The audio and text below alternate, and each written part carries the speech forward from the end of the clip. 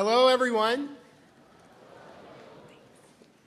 Congratulations on getting an offer of admission to UCLA School of Engineering. So I oversee the admissions process, and I want to tell you that this year was a really tough year to get that letter. Last year we had 8,400 students applying for the 650 spots that we have in the School of Engineering, and this year that number went up to 9,800 students, all trying to get those same 650 spots that we have in the school. So wow, that's a really competitive process, and I think you guys should give yourselves a hand for being here.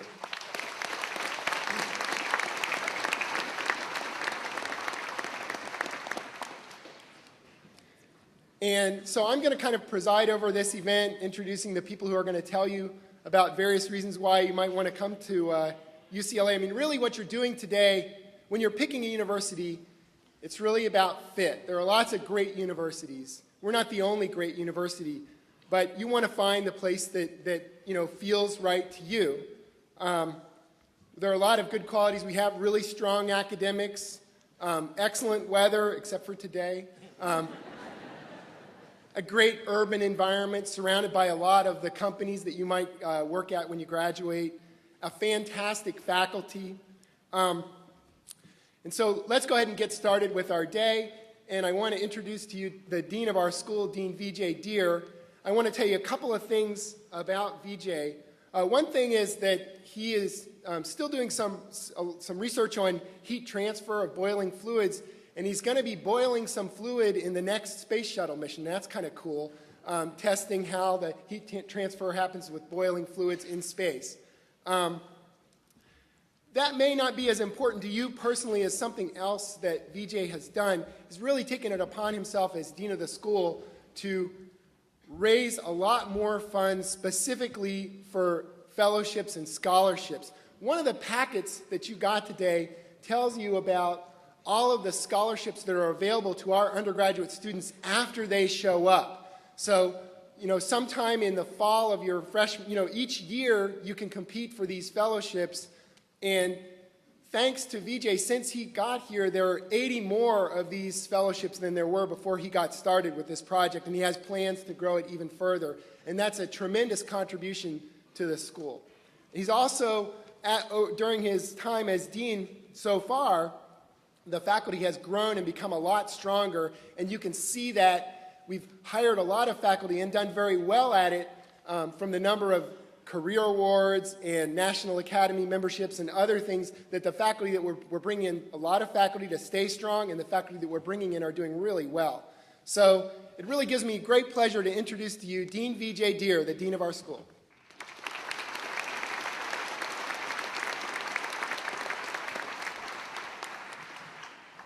Thank you, Rick. Good morning. My warm welcome as well to all of the prospective students, their parents, and families. To the open house of the UCLA Henry Samueli School of Engineering and Applied Science. Today is your day to learn as much as possible about UCLA, the School of Engineering, the academic departments, and the programs.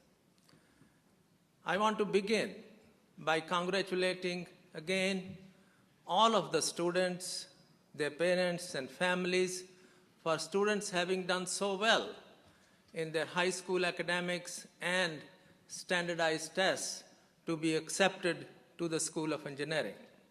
This is a marvelous achievement. Your parents should be proud of it, and as Rick mentioned, out of 10,000 or so applicants, there are going to be only 650 students who will be entering the school. So this is an accomplishment which we should recognize. So please give a big hand to all of our prospective students and their families.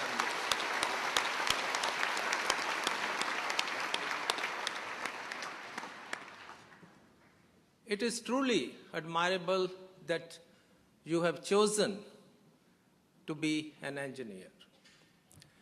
Engineers are master builders, and creators of new technologies. Engineers conceive of ideas, concepts. They design, they develop and manufacture, they test, troubleshoot, and maintain new technologies. You all use cell phones, Blackberries, and so on. They're all creations of engineers. Engineering profession is the one which is going to bring this country and California out of its economic problems, not the lawyers, not the Wall Street people.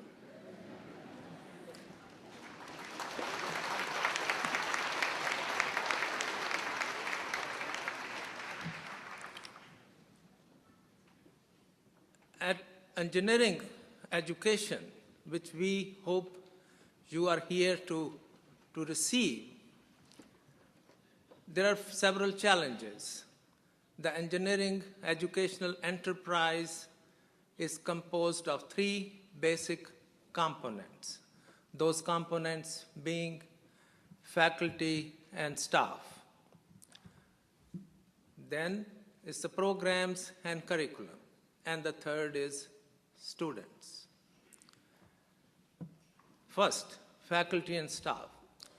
At UCLA, we have some of the outstanding faculty, both at the junior and the senior level, who are recognized experts in their fields. As Rick mentioned earlier, almost 70% of our junior faculty are recipient of the National Science Foundation's Career Award. This is a highly competitive award. Only about 15% of the applicants are selected for this recognition. Our senior faculty are equally distinguished. They have been recognized by their profession. One of the indicators is the number of faculty who are members of the National Academy of Engineering. We have close to 22 faculty who have that honor, and election to the Academy is the highest honor that can be bestowed on an engineer. We have even one Nobel laureate on our faculty and one who has obtained the Oscar Award.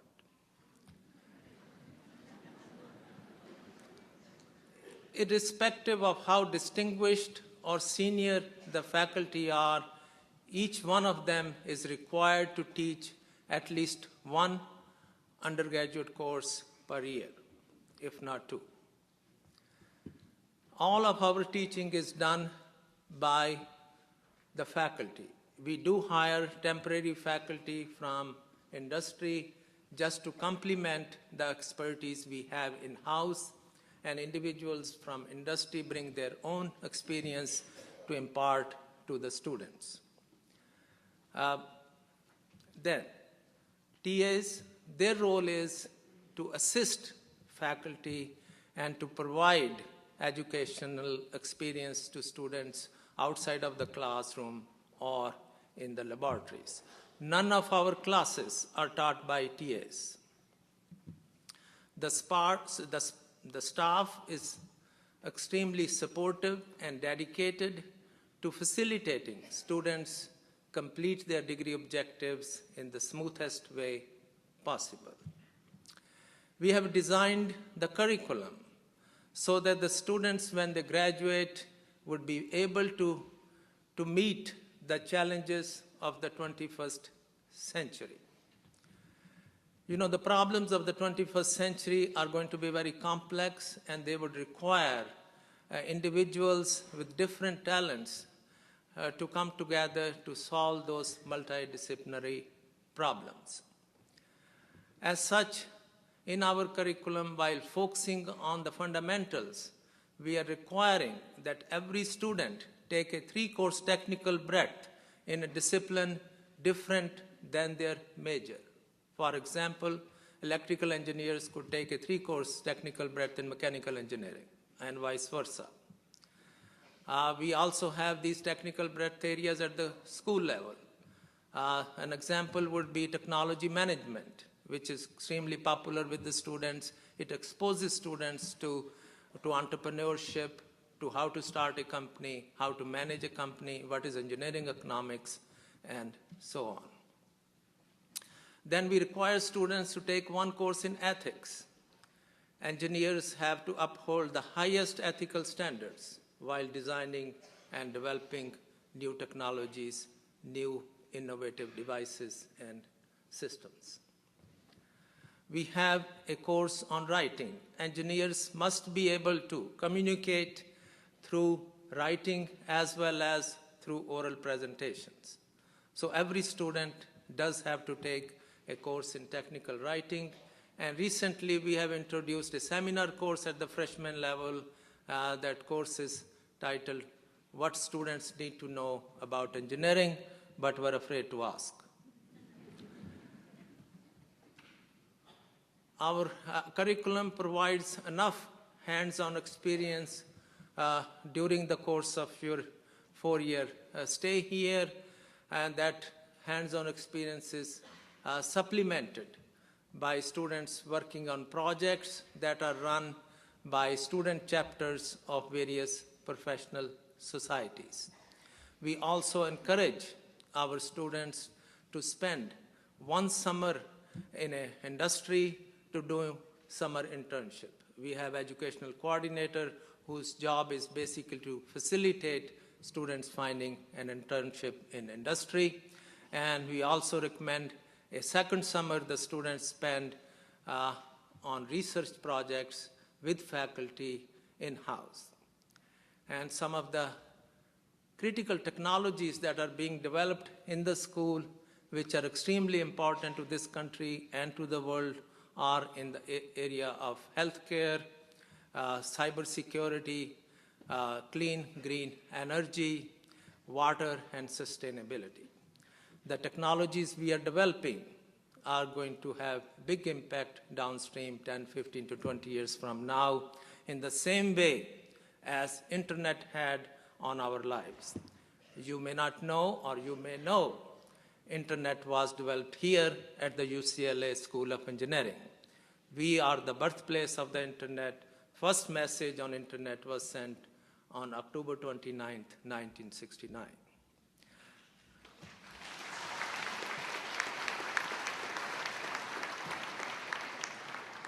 So you are going to be part of this exciting culture and exciting environment that we have to offer you. The third component is students. You, as bright students, eager to learn, would be challenged.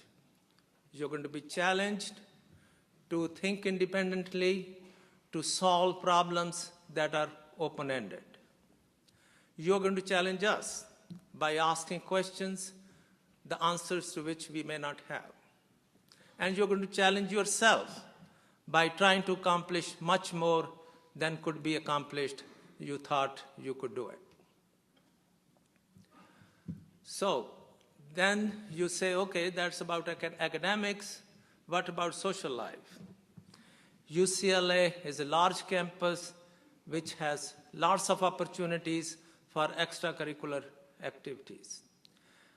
For example, in the area of social activities or cultural activities or athletic activities. UCLA, you may know, is very successful in athletics. UCLA athletes have 103 national collegiate championships, which is the highest of any university in the nation. So my advice to all of the students is that go beyond your academics, participate in cultural, social activities. You do not want to be one-dimensional. So go beyond your engineering school academics, and those are necessary features of your overall education. You want to be a complete individual. After you graduate, you could compete with anybody, anywhere in the world. You have a very bright future ahead of you. Engineering is going to open many doors for you. Could it be that you go to graduate school, join the profession, or you go to another discipline such as medicine, business, or even law, although that's darker side.